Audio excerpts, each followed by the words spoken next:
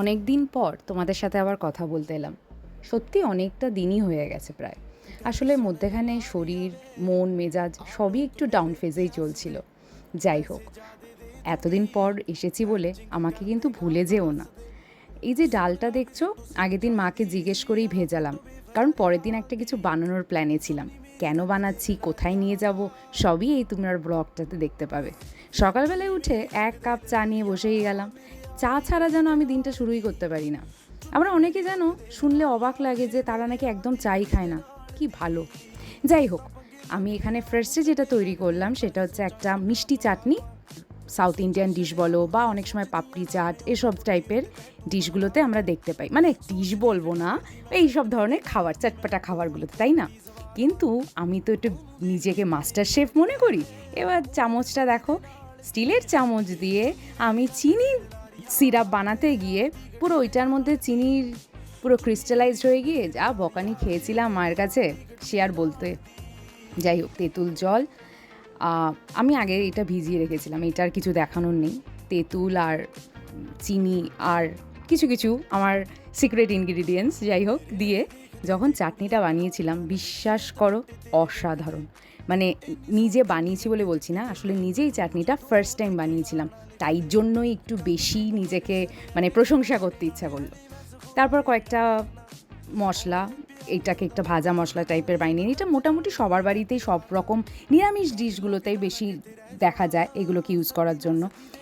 আর তোমরা তো নিশ্চয়ই আমার শর্টসটা দেখেছো, যারা দেখোনি অবশ্যই গিয়ে শর্টসটা দেখো। এই যে দই বড়াটা বানিয়েছিলাম, এই যে ভাজা মশলাটা দই বড়াটার জন্য যেটা বানিয়েছিলাম, দারুণ বানিয়েছিলাম গো। আর চামচটা দেখছো, বারবার আমি নিজেই চামচটার দিকে দেখছি যে হে ঈশ্বর, মা আজকে আমার মাস্টার শেফগিরি বের করবে। সত্যি মানে কি বুদ্ধি না আমার। যাই হোক, ওইটা কিন্তু আমি সকালে কিছুটা পাঠ করে তারপর আমার গপুদের সঙ্গে কিছুক্ষণ সময় কাটিয়ে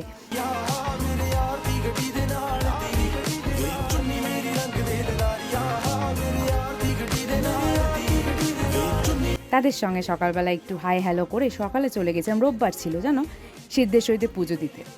সেদিন আবার মায়ের আশীর্বাদে একটা পদ্ম আর একটু ফুল পেয়েছিলাম। অনেক ভাগ্য করে মায়ের হাতের পদ্মটা পাওয়া যায়। আর বাইরে সৌর অ্যাজিভ বহুত রেগে আছে, বহুত।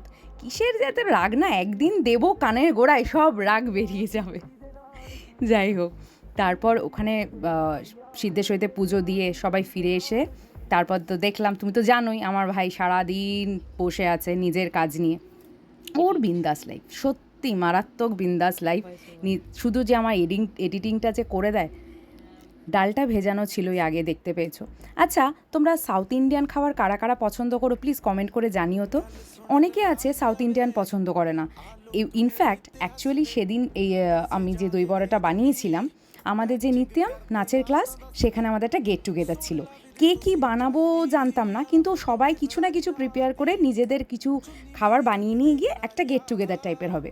যখন আমি মানে দই বড়াটা বানাবো ঠিকও করলাম, এদিকে কারোর সঙ্গে ডিসকাসও করতে পারছি না, শুধু একটাই ভয় লাগছিল, সবাই খায় তো।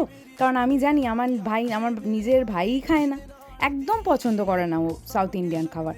তো তাও ভাবলাম ঠিক আছে, চলো ট্রাই করে দেখি, হয়তো সবাই পছন্দও করতে পারে। যাই হোক, ডালটাকে ভালো করে বেটে নিয়ে সেটার মধ্যে কিছু একটু তোমার মৌরি দিয়েছিলাম আর জিরে, নুন স্বাদ মতন, কাঁচা লঙ্কা কুচি দিয়ে বড়াটা বানিয়েছিলাম। এই দই বড়ার ফার্স্ট আমি ট্রাই করেছিলাম আমার কাকিমুনির কাছ থেকে শিখে। কাকিমুনি হচ্ছে সত্যি অসাধারণ একজন মাস্টার শেফ আমাদের বাড়িতে। হেন কোনো ডিশ নেই যে কাকিমুনি পারে না, সত্যি বলার জন্য বলছি না। ইনফ্যাক্ট তোমরা দেখবে আমি শর্টসেও একটা শেয়ার করেছি যেখানে মা আর কাকিমুনি গেছিলো রন্ধনে বন্ধনে। যাই হোক, যদি না দেখে থাকো অবশ্যই কিন্তু দেখো, তাহলে বুঝতে পারবে আমার কাকিমুনি কতটা বড় মাস্টার শেফ। বড়াটা বেশ ভালোই শেপ দিতে পেরেছি। প্রথমে ভাবছিলাম পারবো তো, যাই হোক ভালোই হয়েছে। খুব একটা যে তেরা ব্যাকা হয়েছে তা না, শেপটা ভালোই আনতে পেরেছি। ਡਰ ਲੱਗਦਾ ਨਾ ਕਿਤੇ ਰਹਿ ਜਾਵਾਂ ਸੱਦੀ ਨਾ ਸਦੀ ਦੇ ਨਾਲ ਦੀ ਵੇ ਚੁੰਨੀ ਮੇਰੀ ਰੰਗ ਦੇ ਲਾਰੀਆ ਮੇਰੇ ਯਾਰ ਦੀ ਗੱਡੀ ਦੇ ਨਾਲ ਦੀ। দই বড়া আমার বাড়িতে সবথেকে বেশি ভালো খায় আমার মা। বাবা সাউথ ইন্ডিয়ান সবই খায়। এই সাউথ ইন্ডিয়ান বলতে মনে পড়লো একটা মজার কথা শুনবে।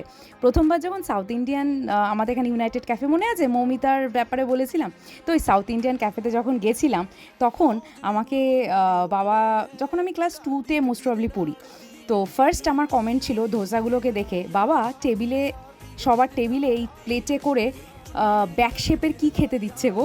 আমার বাবা উত্তরে বলেছিল, চিন্তা নেই, আমাদের টেবিলেও আসবে। সেইটাই হচ্ছে আমার ফার্স্ট ধোসা খাওয়ার মেমোরি।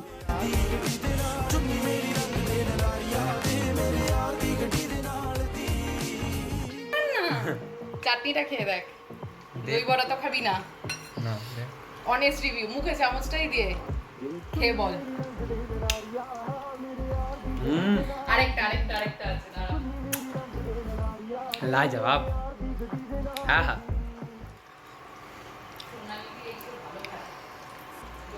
मस्त है मस्त।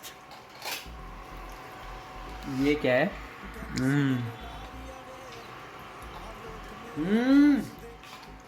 ओह, এই তো ভাইকে চাটনিটাই টেস্ট করালাম, কারণ ও তো দই বড়া খাবে না। যাই হোক, সব প্যাকিং ট্যাকিং করে রওনা দিলাম এশার বাড়িতে, মানে আমাদের নাচের টিচার। সবাই এখানে অলরেডি বসেছিল, ঐশানী, শালিনী, এশা, দেবপর্ণা, মৌ, রূপসা, এখানে সবাই বসে আছে। এই হচ্ছে ঐশানী, খুব মিষ্টি না মেয়েটা, সেই নিউ টাউন থেকে আসে, ভাবতে পারছো? আর এই দেখো আমাদের মেনু, এইদিকে চাও আছে, ওইদিকে ডিমের টেবিল, এইদিকে ফিশ কাবাব, ওইদিকে তোমার পনির, কত রকম আইটেম। আর এখানে তো আমার দই বড়াটা ছিলই, ওখানে শালিনী এনেছিল চিকেন স্যান্ডউইচ, অসাধারণ, আর মৌমিতা এনেছিল ব্রাউনি উইথ আইসক্রিম। প্রত্যেকটা খাবার, ধোকলা, পাস্তা সব ছিল। ও আবার একটা ফ্রেঞ্চ ফ্রাইজ।